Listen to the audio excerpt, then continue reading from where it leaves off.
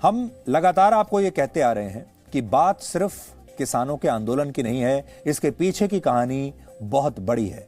और ये बात हमने आपको पहले भी कही थी कि अगर सरकार ने किसान कानून, ये कृषि कानून वापस ले भी लिए तो भी ये आंदोलन अब समाप्त होने वाला नहीं है। और वही हो रहा है, ये आंदोलन अब समाप्त नहीं होगा, बल्कि अब इस आंदोलन को समाप्त करने के लिए और भी नई शर्तें जुड़ती चली जाएंगी। आज उत्तर प्रदेश के बाराबंकी में असदुद्दीन ओवैसी ने यह कह दिया कि वो कृषि कानूनों के वापस होने के बाद अब केंद्र सरकार से नए नागरिकता कानून को भी वापस लेने की मांग करते हैं। उन्होंने कहा कि अगर इस कानून को वापस नहीं लिया गया तो वो फिर से सड़कों पर निकलेंगे, प्रदर्शन करेंगे और अब वो उत्तर प्रदेश में ही एक नया शाहीन बाग बना देंगे। बीजेपी को बताना चाहेंगे कि जिस तरह आपने किसानों के लिए ये 3 कानूनों को, कृषि कानूनों को वापस लिया, हम आपसे इस बात का डिमांड करते हैं कि CAA कानून को भी वापस लिया जाए। क्या आपको मंजूर है कि CAA का कानून वापस लिया जाए? अरे अगर है मंजूर तो कहो मंजूर। हमसे मीडिया वाले पूछ रहे हैं कि अगर नहीं करे तो क्या करेंगे? अगर NPR और NRC का कानून बनाएंगे तो हम दोबारा रोड पे निकलेंगे, यहीं पर भी शाहीन बाग बनेगा इंशाअल्लाह। हम खुद आएंगे यहां पर। तो अब ये आंदोलन ऐसे समाप्त होने वाला नहीं है। इस आंदोलन के साथ और भी नई नई शर्तें जुड़ती चली जाएंगी। असदुद्दीन ओवैसी ने कह दिया कि अब इसके साथ आपको नया नागरिकता कानून भी वापस लेना पड़ेगा, नहीं तो वो आंदोलन भी दोबारा शुरू हो जाएगा। उत्तर प्रदेश में नए शाहीन बाग बन जाएंगे। इसके बाद अभी 1-2 दिन में ही आप देख लीजिएगा, कश्मीर में आर्टिकल 370 दोबारा से लागू करने को लेकर भी अब फिर से मांग उठने लगेगी। हमने आपको आज से 9 महीने पहले यहीं जी न्यूज से आपको यह बताया था कि अगर कृषि कानून सरकार ने वापस ले भी लिए तब भी अब यह किसान आंदोलन समाप्त होने वाला नहीं है। और उस दिन का यह वीडियो आजकल बहुत वायरल हो रहा है, आजकल बहुत चर्चा में है। और आप में से ज्यादातर लोगों के व्हाट्सएप ग्रुप में या सोशल मीडिया में यह वीडियो एक बार फिर से आ चुका होगा, आपने देख लिया होगा। लेकिन अगर आपके पास अभी तक आपके ग्रुप में यह नहीं आया है तो आज आप एक बार फिर से यह वीडियो देख लीजिए। फरवरी का है इस साल, और उस दिन हमने आपको क्या कहा था वो आप देख लीजिए, क्या भविष्यवाणी हमने की थी और उसे आज की स्थिति के साथ आप मैच करके देख लीजिए। आज हम आपको एक बहुत बड़ा और महत्वपूर्ण दस्तावेज दिखा रहे हैं जिसमें आपको यह पता चलता है कि भारत के खिलाफ कितने बड़े स्तर पर एक अंतर्राष्ट्रीय साजिश हो रही है। और उसमें बहुत बड़ी बड़ी PR एजेंसियां लगी हुई हैं, बहुत बड़े बड़े NGOs लगे हैं और बहुत बड़ी बड़ी शक्तियां इसके पीछे काम कर रही हैं। अगर इस नए दस्तावेज की बड़ी बात पर गौर करें तो वो ये है कि विदेशी ताकतों को ये नहीं पता कि अगर भारत सरकार ने कृषि कानूनों को वापस ले लिया तो फिर उसके बाद क्या करना है। तो इस स्थिति को आज आपको नए नजरिए से समझना होगा। और आज मैं आपको जो बता रहा हूं वो ये कि अगर आज भारत सरकार ये कह भी दे कि वो कृषि कानूनों को वापस लेने के लिए तैयार है, तब भी अब ये आंदोलन और ये अंतर्राष्ट्रीय साजिश रुकने वाली नहीं है, क्योंकि ये कृषि कानूनों को लेकर है ही नहीं।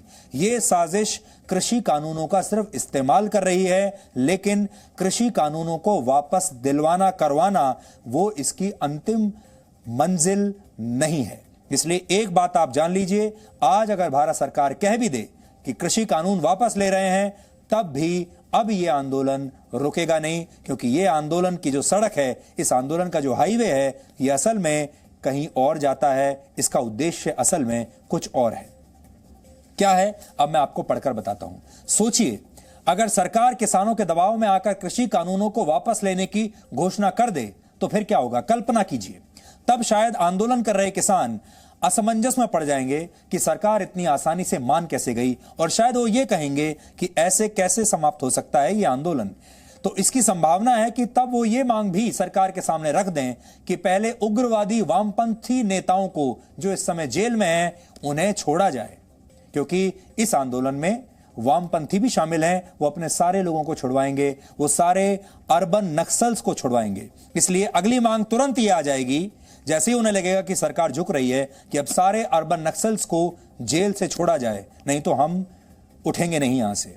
सोचिए, अगर सरकार ने यह मांग भी मान ली और कह दिया कि अर्बन नक्सल्स को और सारे कम्युनिस्ट उग्रवादियों को जेल से छोड़ देंगे, तब क्या आंदोलन समाप्त हो जाएगा? जवाब है तब भी नहीं होगा। तब आंदोलनकारी शायद सरकार के सामने यह मांग रखेंगे कि उसे नागरिकता संशोधन कानून भी अब रद्द करना होगा। यानी अब CAA रद्द कीजिए, और CAA के दौरान जो दिल्ली दंगे हुए थे और जिन लोगों पर मुकदमे चल रहे हैं, एक खास वर्ग के लोगों पर, अब वो सारे मुकदमे वापस लीजिए, सारी FIR खत्म कीजिए और उन्हें जेल से रिहा कीजिए। अगली डिमांड तुरंत आ जाएगी। और सोचिए कि सरकार ने यह मांग भी मान ली और उन सब लोगों को रिहा कर दिया जो शाहीन बाग के दौरान दंगा फैला रहे थे, जिन्होंने उस दौरान दिल्ली में दंगे किए थे। तब क्या आंदोलन खत्म हो जाएगा?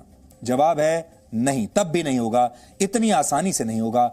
और तब शायद सरकार से यह मांग की जाएगी कि अब जम्मू कश्मीर से धारा 370 जो आपने हटा दी थी, उसे दोबारा बहाल कीजिए, अपने उस फैसले को वापस लीजिए जिसमें अनुच्छेद 370 को हटा दिया गया था। फिर यह मांग की जाएगी, क्योंकि आप हमेशा याद रखिए, कृषि कानून संसद ने पास किए हैं, और अगर संसद द्वारा पास किया गया एक कानून अगर वापस लिया सरकार ने, तो फिर जम्मू कश्मीर का अनुच्छेद 370 वाला कानून भी इसी संसद ने पास किया था, फिर यह भी वापस लेना पड़ेगा। नया नागरिकता कानून वो भी इसी संसद ने पास किया था, वो भी वापस लेना पड़ेगा। यह आंदोलन ऐसे नहीं जाएगा, और हो सकता है कि फिर पूरे पंजाब को ही खालिस्तान घोषित करने तक यह आंदोलन चलता रहे, जब तक खालिस्तान बन न जाए। लेकिन एक बार फिर से सोच लीजिए, सरकार ने अगर ये सारी मांगें मान ली, तो फिर आपका क्या होगा, भारत का क्या होगा, इस देश का फिर क्या होगा? फिर भी यह आंदोलन खत्म नहीं होगा। फिर आंदोलन कर रहे लोग शायद यह मांग करेंगे कि जब तक यह मौजूदा सरकार की जगह देश में वापस कांग्रेस और विपक्षी दलों की सरकार नहीं बन जाती, अब तब तक यह आंदोलन चलता रहेगा। और आखिर में यह आंदोलन कहां पहुंचेगा? वो होगा जब तक मोदी का इस्तीफा नहीं हो जाता, तब तक यह आंदोलन ऐसे ही चलता रहेगा। तो जो फाइनल डेस्टिनेशन है इस आंदोलन की, वो है मोदी का सत्ता से हटना, मोदी का सत्ता से जाना, और इनके मनपसंद लोगों का सत्ता में वापस आना, ताकि जैसा ये चाहते हैं वैसा हो सके। सबके लोन माफ हो जाएं, सब पैसा बना सकें, भ्रष्टाचार की वापसी हो जाए, बड़ी बड़ी जो डील्स होती हैं, हथियारों की जो डील्स होती हैं, सब में सब बिचौलियों को वापस पैसा मिलना शुरू हो जाए, ये चाहते हैं। और हमारे जो डिजाइनर पत्रकार हैं, जो आजकल अदालतों के चक्कर काट रहे हैं, जिनकी दुकानें बंद हो गई हैं, जिनके रात में 9 बजे के शोज आजकल बंद हो गए हैं, उन सब की भी वापसी हो जाए, ये चाहते हैं ये लोग। इसलिए कृषि कानून वापस लेने से अगर आपको लगता है कि यह आंदोलन रुक जाएगा, तो आपकी बहुत बड़ी गलतफहमी है। तो ये विश्लेषण हमने आपको आज से 9 महीने और 18 दिन पहले दिखाया था। अब आप सोच लीजिए, उस दिन हमने जो बात कही थी और आज जो आपके सामने स्थिति है, उसमें क्या फर्क है, और आपको समझ में आ जाएगा। Presenting B News app, available on Google Play and App Store. Download it now.